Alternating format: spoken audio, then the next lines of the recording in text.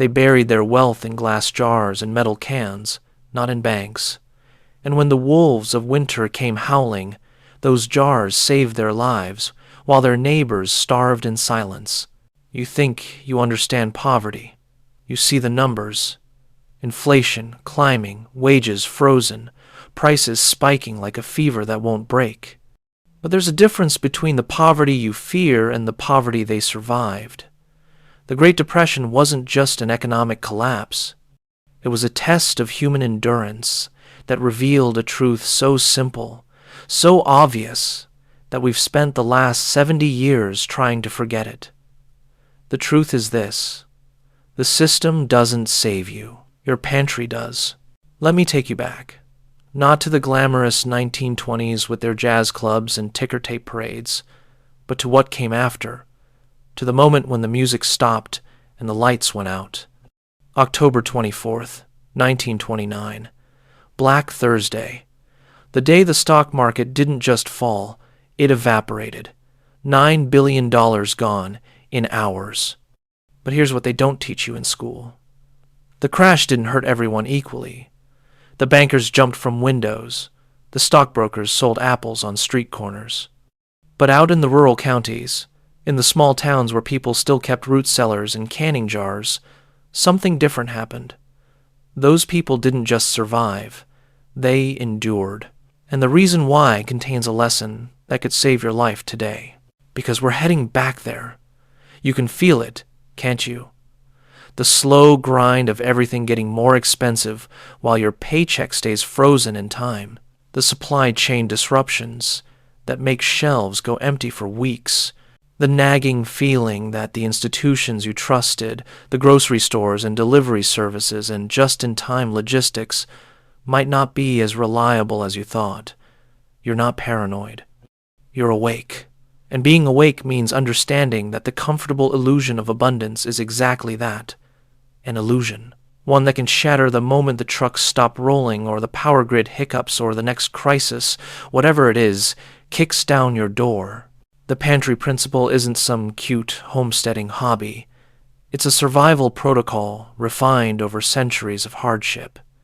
It's what kept families alive when the blizzards locked them inside for months. It's what turned root vegetables and salted meat into the difference between life and death. And it's what separated the families who made it through the Depression from the ones who didn't. Let me paint you a picture. It's January, 1933. Franklin Roosevelt hasn't been inaugurated yet. Hoover is still pretending everything will fix itself through the magic of optimism and waiting. Unemployment is at 25%. 1 in 4 men has no work, no income, no prospects. In the cities, bread lines stretch around blocks. Families are evicted daily, their furniture piled on sidewalks like garbage. Children go to school with newspapers stuffed in their shoes because the soles wore through months ago. This isn't dramatic exaggeration. This is documented history. Now zoom in on 2 families. Both lived through the crash. Both lost their savings when the banks collapsed. Both faced the same brutal reality of no jobs and no money. But their outcomes were completely different. Family 1 lived in the city. They'd embraced the modern world. They bought food fresh from the market every few days, just what they needed. No waste, no excess, efficient, rational. When the husband lost his job, they had maybe a week of food in the apartment, canned soup, some bread, a bit of cheese. They thought it would be temporary, just a rough patch. The job market would recover, something would come through. It didn't. By week 3, they were skipping meals. By week 6, the children's ribs were starting to show. By week 12, they were in the breadline, waiting for watery soup and stale bread handed out by charities that were themselves running out of supplies. Pride gone, dignity gone, reduced to begging. Family 2 lived rural. They'd never fully trusted the boom times. The father remembered stories his grandfather told about the panic of 1893, about banks failing and money becoming worthless paper. So even during the good years of the 20s, even when everyone else was spending and speculating and buying on credit, this family held on to the old ways. They kept a deep pantry. Not a cupboard with a few cans, a pantry, a room dedicated to food storage. Shelves lined with mason jars filled with tomatoes they'd canned in August, green beans from July, peaches from September, barrels of flour and sugar bought in bulk when prices were low, smoked hams hanging in the cellar, potatoes and carrots buried in sandboxes to keep them fresh through winter, dried beans in cloth sacks, honey in ceramic crocks, lard rendered and sealed. When the crash came, when the husband's income vanished, this family barely changed their daily routine. They had 18 months of food stored. 18 months. They weren't rich. They weren't lucky. They were prepared. And preparation, it turns out, is the only real wealth that matters when the system collapses. But here's where it gets interesting.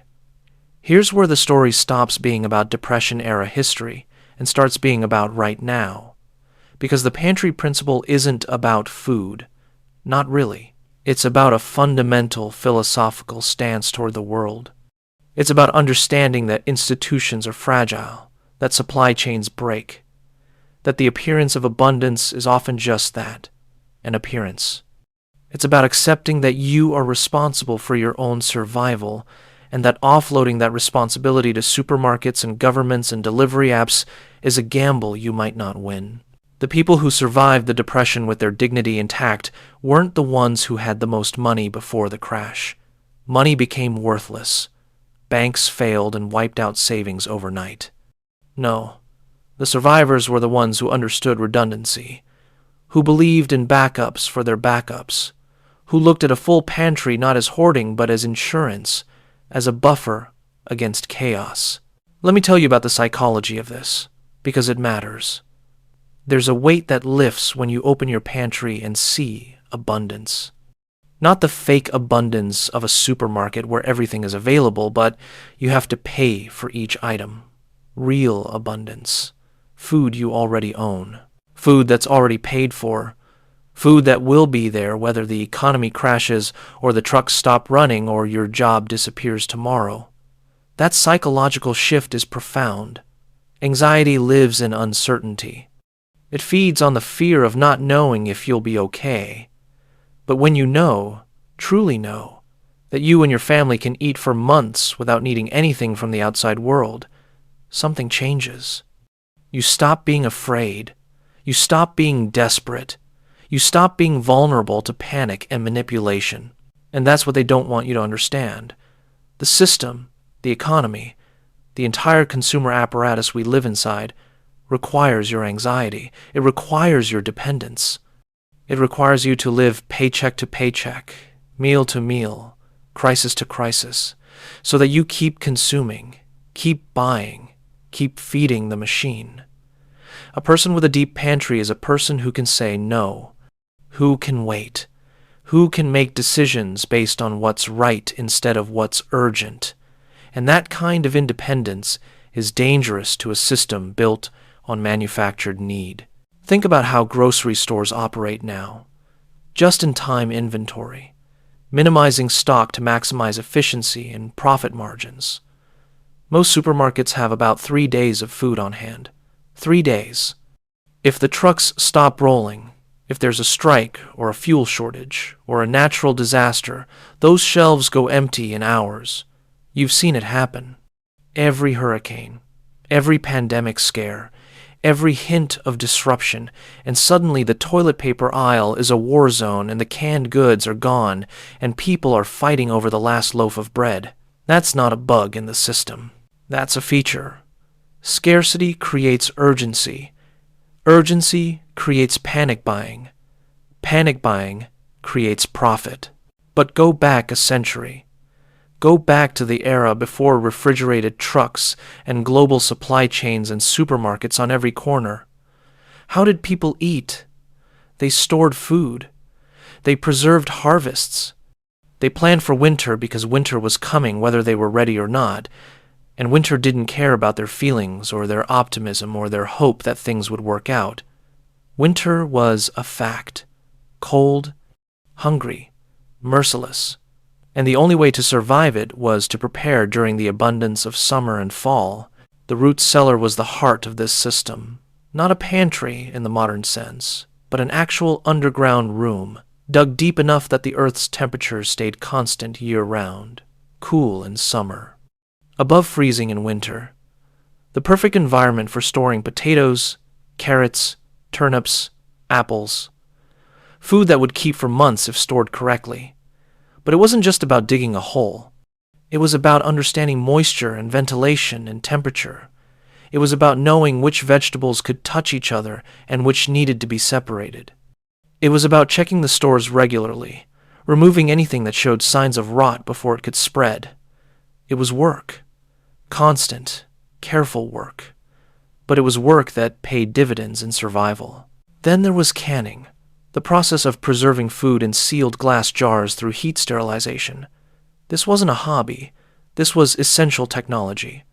Every summer, when the garden exploded with tomatoes and beans and corn, the women of the house, sometimes the whole family, would spend days processing the harvest, washing, chopping, cooking, filling jars, sealing them, boiling them to kill bacteria, storing them in the cellar, hundreds of jars, thousands in large families, each one a bet against starvation, each one a small victory over entropy and decay. And meat. You couldn't refrigerate meat back then, not reliably. So they smoked it, salted it, turned fresh pork into ham and bacon that would last months, rendered fat into lard that wouldn't spoil, made sausages packed in salt or sealed and rendered fat, dried beef into jerky, every part of the animal used because waste was a luxury they couldn't afford. This wasn't cruelty. This was respect. Respect for the life taken and respect for the hunger that would come if they failed to preserve it properly. The mindset behind all of this was fundamentally different from how we think today. Today, we think in terms of convenience, what's easy, what's fast, what requires the least effort. We outsource our food security to corporations and logistics networks and trust that the system will provide. But that trust is recent. For most of human history, that kind of trust would have been insane. Suicidal. You didn't trust the system because there was no system.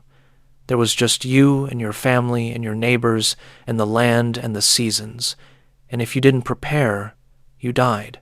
It was that simple. The Depression proved this truth to an entire generation.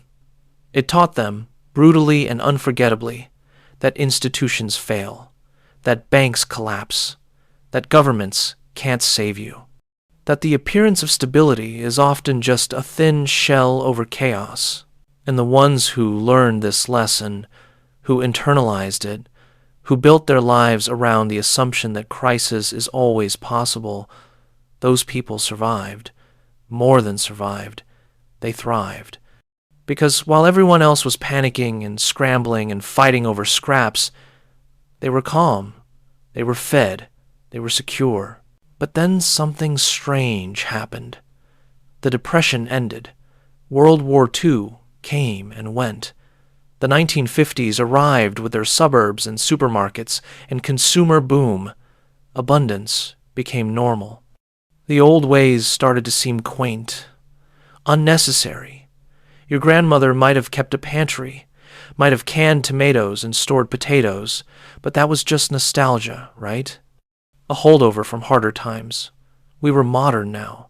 We had technology. We had systems. We didn't need to hoard food like frightened peasants. Except we weren't more secure. We were more vulnerable.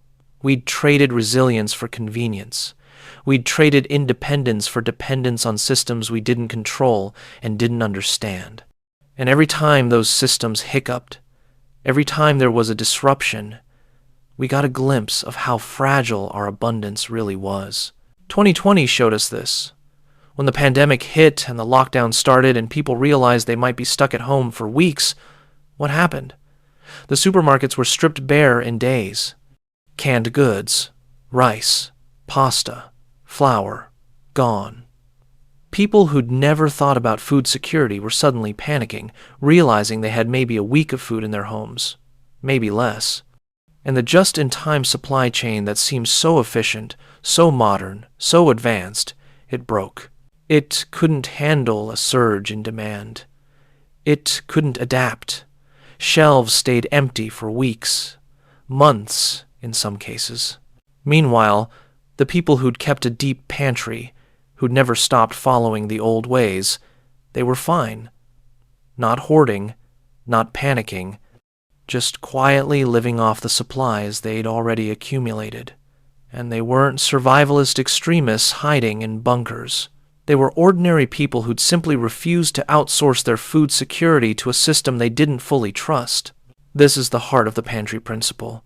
Not paranoia, not fear, but rational preparation based on historical evidence that systems fail and chaos is always possible. It's the understanding that having 3 months of food in your home isn't hoarding, it's insurance, it's a buffer. It's the difference between making decisions from a place of calm and making decisions from a place of desperation. Let's talk mechanics. How do you actually build a deep pantry in the modern world? Because the root cellar model doesn't work for most people anymore. You probably don't have a basement. You might live in an apartment. You might have limited space. But the principle still applies. You just adapt it. Start with the basics. Rice, beans, pasta, oats. Cheap, calorie-dense, long shelf life. You buy 1 extra bag every time you shop. Just 1. Not a doomsday bunker full of supplies in a single trip. 1 extra bag. 50-pound bag of rice? That's about 100 servings. Costs maybe $25. Stores for years if kept dry. Do the same with beans, lentils, pasta, flour, sugar, salt. Over months, this adds up. And because you're buying incrementally, it doesn't strain your budget. It just becomes part of your routine. Then canned goods, tomatoes, vegetables, soups, meat, fruit. Again, 1 or 2 extra cans each shopping trip. Rotate your stock, first in, first out. Use the oldest cans first. Replace them with new ones. Nothing goes to waste. Nothing expires. You're not building a static stockpile. You're building a flowing system where food moves through your pantry the same way it always has, just with a much deeper buffer. Fats and oils, cooking oil, olive oil, coconut oil. These don't last forever, but they last long enough, a year or 2 if stored properly. Peanut butter, canned tuna in oil. Sources of fat and protein that don't require refrigeration. Spices and condiments. Because surviving isn't enough. You want to actually enjoy your food. Salt, pepper, garlic powder, onion powder, cumin, paprika, soy sauce, vinegar, hot sauce.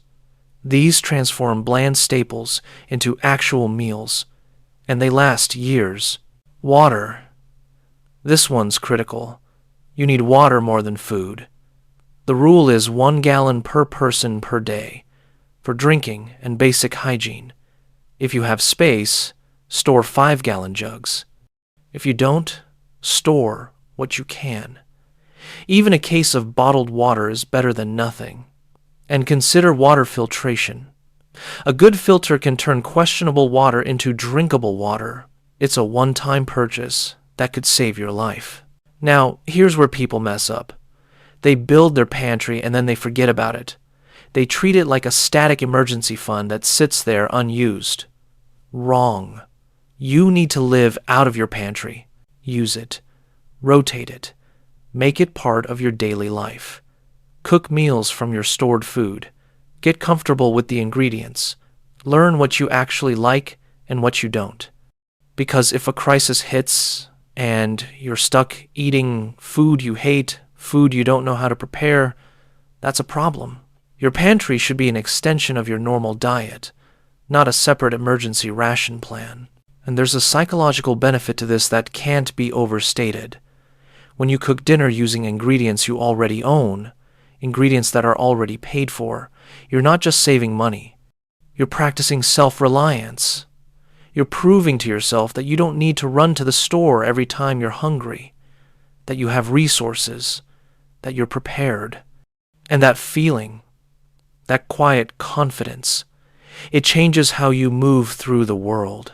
Because here's the secret they don't tell you. The pantry principle isn't really about the food.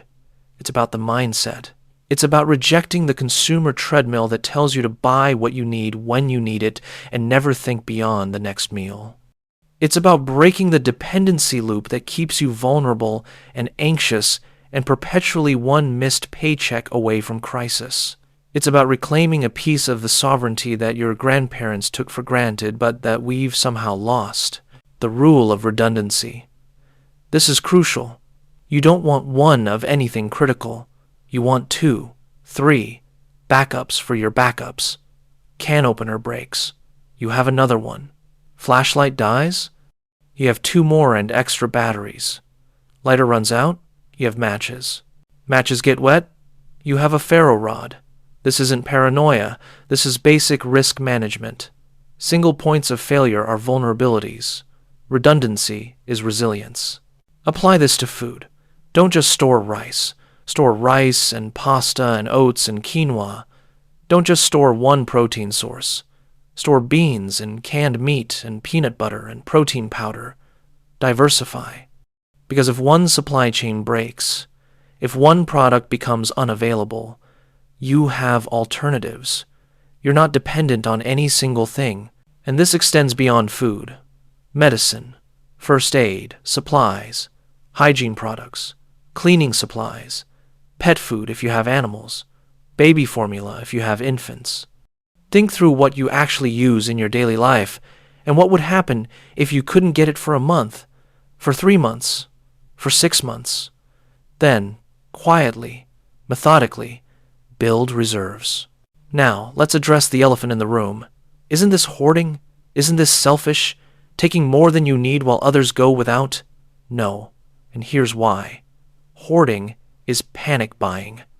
It's clearing shelves during a crisis, creating artificial scarcity, preventing others from accessing what they need. That's hoarding. Building a pantry slowly over months and years, buying a little extra each time you shop, rotating your stock so nothing expires. That's not hoarding. That's preparation.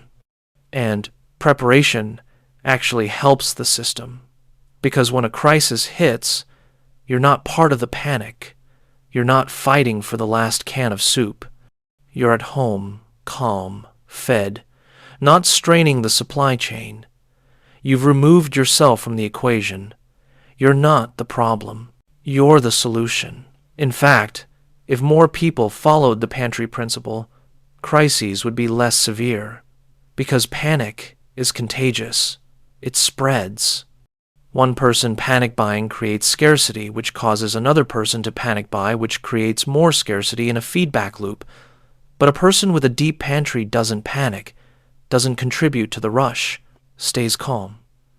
And calm is contagious too. Think about the economics of this. When you buy food on sale, in bulk, during times of abundance, you're getting more value for your money. You're beating inflation by locking in today's prices for future consumption. A 50-pound bag of rice bought today at current prices is food you'll eat over the next year at today's cost, regardless of what happens to prices in the meantime. That's a hedge. That's financial intelligence. And there's a freedom in this that's hard to articulate until you experience it. The freedom of not needing anything, of being able to ignore the news about supply chain disruptions or price increases or shortages because they don't affect you, not immediately, not urgently. You have time. You have options. You can wait. You can make thoughtful decisions instead of desperate ones, and that freedom is worth more than the cost of the food itself. But let's go deeper. Let's talk about what this really means philosophically. Because the Pantry Principle is ultimately a rejection of a particular worldview. The worldview that says the future will always be better than the present, that progress is inevitable, that systems improve over time and become more reliable and more resilient, that you can trust institutions to take care of you because that's what institutions do. History says otherwise. History says that empires fall, that currencies collapse, that golden ages end, that periods of abundance give way to periods of scarcity, that systems that seem permanent and invincible can vanish in a generation. This isn't pessimism. This isn't doomsaying. This is pattern recognition.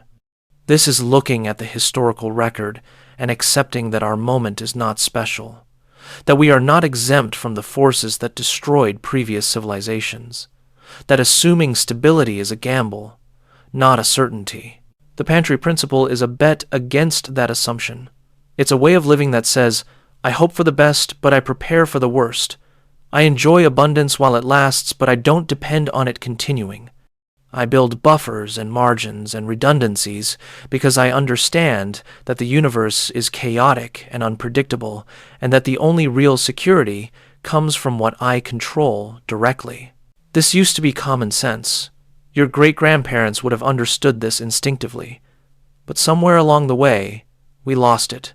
We traded wisdom for convenience. We traded resilience for efficiency. We optimized everything for the best-case scenario and forgot to prepare for the worst-case scenario. And now we're vulnerable in ways that previous generations would have found insane. But you don't have to be. You can choose differently. You can start building your pantry today. 1 bag of rice, 1 can of beans, 1 small step toward independence and resilience and peace of mind. Because winter is always coming. Maybe not this year, maybe not next year, but eventually, inevitably, winter comes. And when it does, the difference between those who prepared and those who didn't will be the difference between calm and panic, between security and desperation, between surviving and thriving. The people who made it through the Depression didn't have special knowledge. They didn't have secret advantages. They just refused to believe that the good times would last forever. They remembered the old ways. They kept their pantries full and their redundancies deep and their faith in institutions shallow. And when the world collapsed around them, they were ready. You can be ready too. Not because you're paranoid, not because you think the apocalypse is coming, but because you're rational, because you understand history, because you've looked at the fragility of the systems we depend on and decided that depending on them completely is a risk you're not willing to take. Start today. Buy 1 extra item, put it on a shelf, and then do it again next week, and the week after that. Slowly, quietly, without drama or panic, build your buffer. Build your insurance. Build your pantry. Because the principle isn't complicated. It's ancient. It's proven. It's simple. They survived the winter because they prepared for it. You can too.